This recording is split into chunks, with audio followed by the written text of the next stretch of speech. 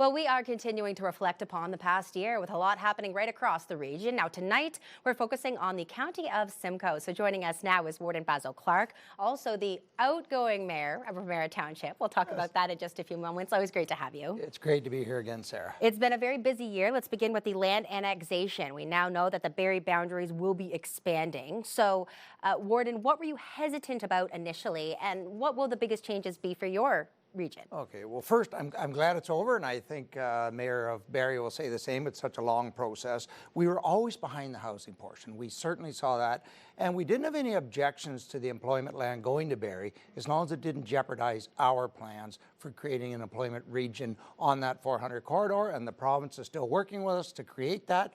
So our thoughts are forward, and we want to get going on it.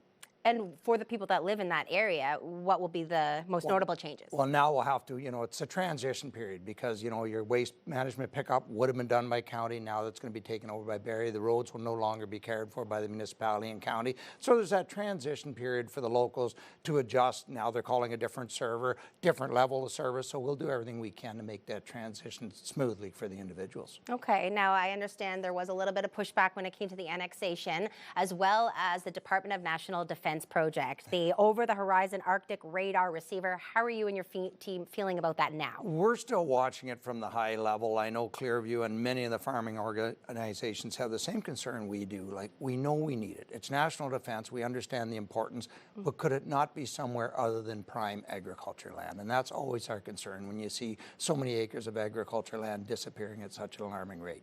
Do you feel like there's any movement there, like it is a give and take? It doesn't appear to be that way. Again, when national security comes into the picture, it tends to trump all the local issues. And I understand that, but it's still concerning to us, right? Of course, yes, especially I would imagine as somebody that's been in that area for 5 generations. Yes, well, farming, it's very dear to my heart anyways.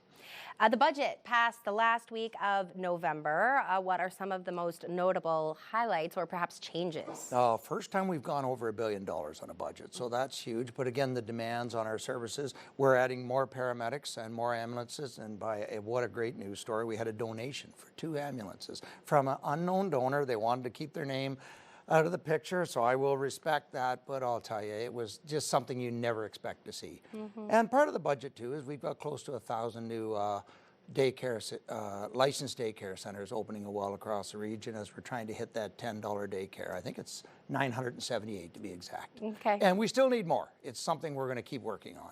What about the recycling changes? That's something that people are going to have to get used to, right? Yes, that's starting in January. And this wasn't by our choice, but the province is taking over all recycling across the province of Ontario. This is part of the producer responsibility. Now they're starting to foot the bill for looking after the recycling and be accountable for the products that they create, right?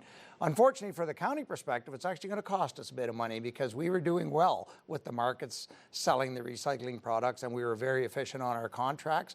So we're still trying to work through that last little bit on our landfills, how we're going to deal with the recycling that's still coming in that we will, of course, deal with. The addition of the 2 ambulances. Yes. Not the only addition to the team. You've hit 1,000 defibrillators in your community, the 20th anniversary of public access defibrillator program. Yes. It's exciting. I didn't realize that you were so advanced in that program. 20 years. It was right at that, believe it or not, the start when I got to county council. This was the very infant stage of the defibrillators all across the municipal buildings, arenas, rec centers. We have over 1,000 of them. 74 lives saved now by the use of these units, and we've trained over 18,000 residents on CPR and emergency preparedness. And I certainly encourage anybody to do that. Get that CPR training.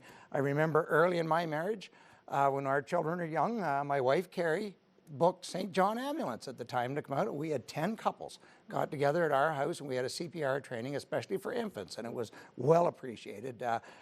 Luckily, none of us ever needed it. Just going to ask you that. Well, hey, it's always important to be prepared. Yes. That's a different spin on a gathering, isn't it? Yes, it is. Yeah, instead of a cookie exchange, a CPR exchange. Right?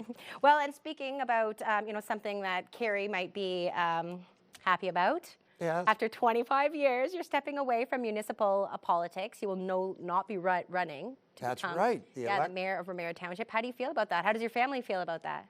Well, It's the uncertainty. My wife, Carrie, always says, we never know what we're doing for the next 4 years. We're always waiting for the election. Are we going to travel more? Are we going to focus on the farm more? Well, we have to wait and see what the election brings. So no, I will not be running in Remer. I've made that very public. I encourage everybody to get out and sign up. Take interest in your local politics. Get out there, get involved. You know what? Try knocking on a few doors and see how you're received. So I encourage next year is election year. Take part. Take part in your community. And what's the first thing that you're going to do? I mean, obviously you'll still be warden. Yes. Well, I'll be warden till the end of the term. Yeah.